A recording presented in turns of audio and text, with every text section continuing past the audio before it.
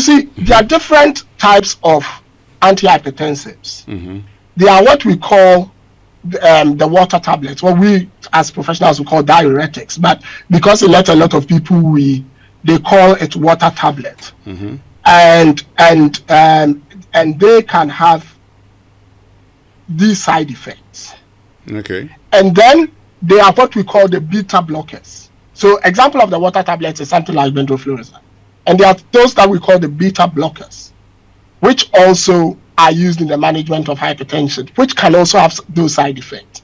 And I use can because it wouldn't affect everybody. It's not everyone who would experience these side effects. It would affect some, but not all. The second thing is that there are other forms of hypertensive management.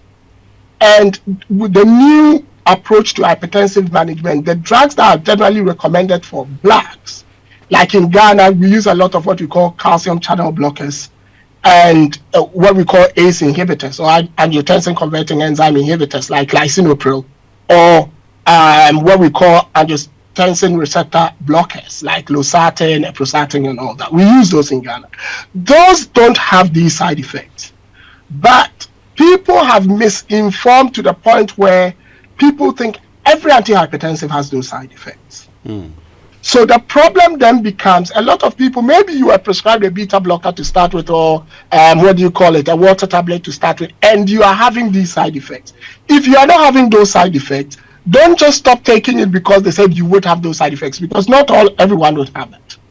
If you look at any medication and you look at the list of side effects, they are listed on the basis of probability.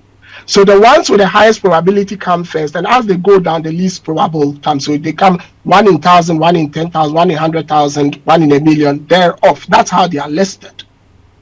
So you should not just assume that because Kwame had that side effect, you have that side effect. The second thing is the poor management of hypertension itself, because of the impact of the blood supply and also on your vessels, can cause erectile dysfunction. So sometimes it's not even the drug that is causing it. It is the fact that you had the erectile. For many, the first sign that they have a cardiovascular problem is when they have erectile problems.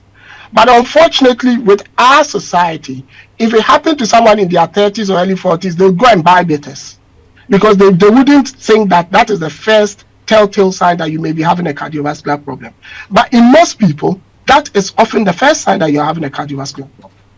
And so when they start taking medication, should a doctor diagnose, and they have that problem, rather than try and find out whether it's the drug or is there a physiological condition that's causing it, they blame the drug and stop taking it. That's putting yourself on suicide watch.